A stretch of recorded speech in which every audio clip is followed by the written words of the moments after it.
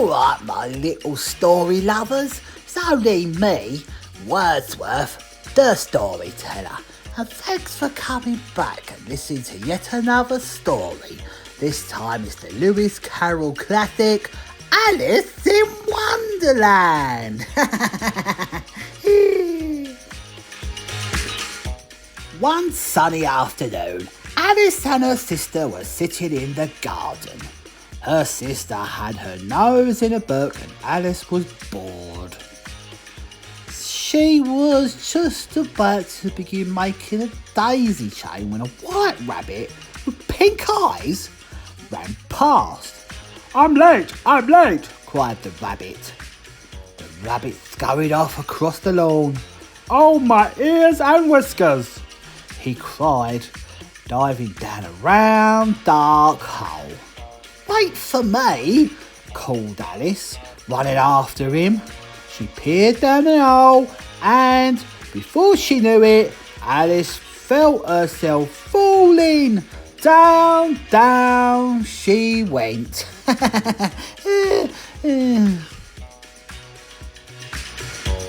Alice landed with a bump. She found herself in a room with a tiny door which led to a beautiful garden. I'm too big to get through, she thought. Then, on a glass table, she saw a golden key and a bottle with a label that said, "Drink me." Curiouser and curiouser, whispered Alice. She took a sip from the bottle. Ooh. Suddenly, she began to shrink. Soon, Alice was no bigger than the white rabbit. Alice went to open the door, but found she had left the key on the table. That's a silly thing to do. She cried, and soon Alice was floating in a pool of tears. God, that's a lot of crying. At my tail, called a mouse as he swam towards her. The mouse towed Alice to a safe place on the shore. Really?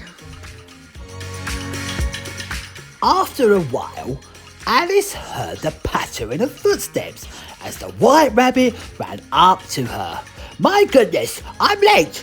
Oh, my fur and whiskers! Thinking Alice was his maid, he told her to go into the house and fetch his gloves and a fan. Yeah. So, Alice went inside the rabbit's house. Let's see what happens. Inside the cottage, a table was laid with scrumptious things to eat, including a chocolate cake with the words "Eat me" on it in icing. Alice cut a piece and took a large bite. Suddenly, she felt herself getting taller and taller and taller until with a bump her head hit the ceiling. The white rabbit was cross. I have an appointment with the Queen, he said. You are blocking the door. Alice sobbed and, without thinking, found herself with the white rabbit's magic fan. Immediately, she began to shrink. Will I ever be my right size again? She wailed. I very much doubt it. Alice left the rabbit's house and walked on. Soon she heard a sleepy voice, but saw no one. Only a mushroom that was about her size. Stretching on tiptoe, Alice peered over the edge and saw a large blue caterpillar smoking a straight pipe. Who are you? It asked. I hardly know who I am, said Alice. I change so often. Yeah, she is. Big, small, small, big. I don't know. If you eat 2 pieces of my special mushroom, one will make you bigger and one will make you smaller, said the caterpillar. So, Alice ate 1 piece of the mushroom and saved the second piece for later. good idea. Instantly, Alice began to grow. Soon, she was her normal size again. Oh, good. I really must go and try and get into the garden, said Alice. In the woods, Alice was startled to find a cat that grinned from ear to ear. I'm the Cheshire Cat, he said, grinning at her from a branch. Cheshire Cat, which way should I go from here? Asked Alice. The March Hare's house is that way, said the cat. Are you playing croquet with the Queen today? I haven't been invited, replied Alice, but the cat just smiled and slowly disappeared. See ya!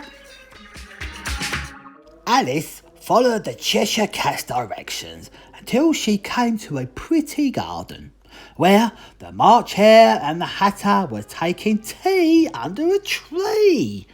Sitting between them, fast asleep, was a dormouse. No room, they cried out, huddling together when they saw Alice.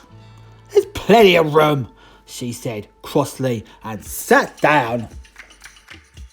Hatter opened his eyes wide and looked at Alice. Why is a raven like a writing desk? He asked her. Alice thought and thought about ravens and desks. I'll give up, she said after quite some time. What's the answer? I haven't the slightest idea, the Hatter replied. Alice was very confused, so she got up and walked off. I'll never come here again, she huffed.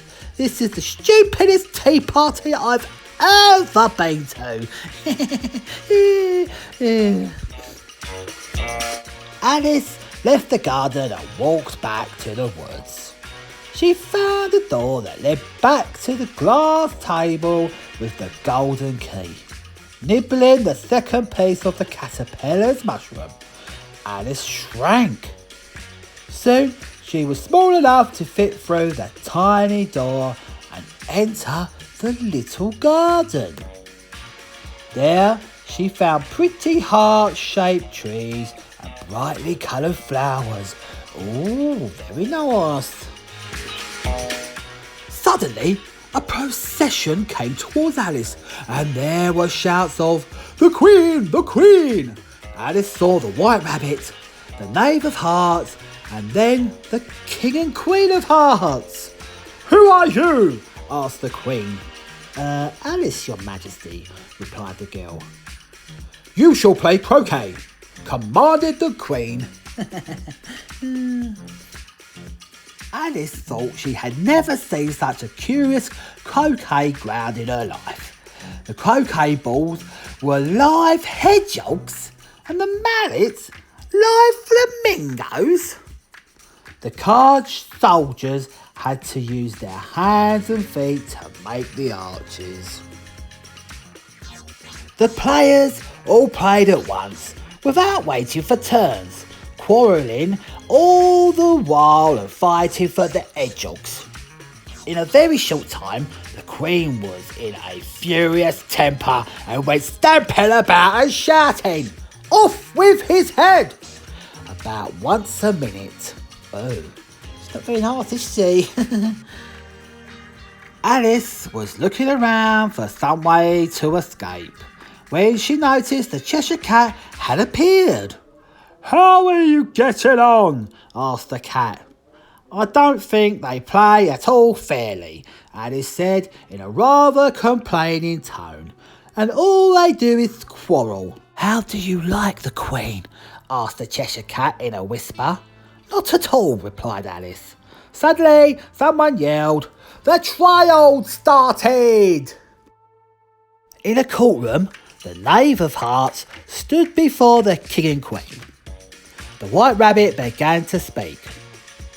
The Queen of Hearts, she made some tarts, all on a summer's day.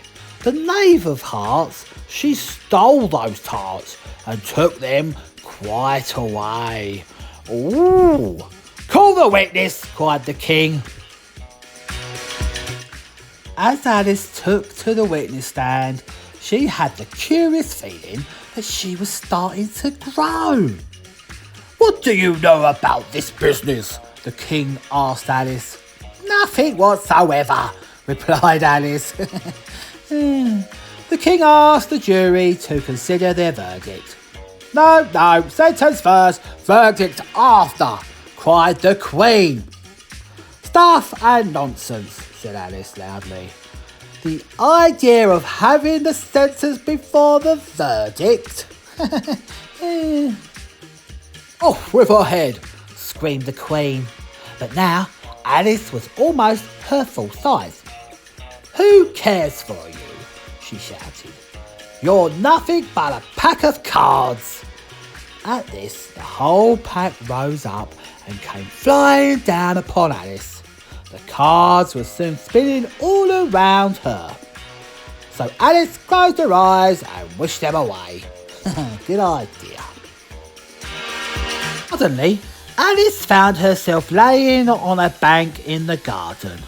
Her head was in the lap of her sister, who was gently brushing away some dead leaves that had fluttered down from the trees upon her face. "Wake up, Alice dear," said her sister. Alice smiled and thought what a wonderful dream it had been. It was a dream all that time! Crazy! So yeah, that is the story of Alice in Wonderland. Yeah, well, I've had fun reading it. I hope you've had fun listening to it. As per usual, if you want to come back and listen to more of my lovely storytelling, then why don't you subscribe to my YouTube channel? Yeah, good idea. Okay, I'm going to say goodbye now. I've been Wordsworth, the storyteller. See you later. Bye-bye.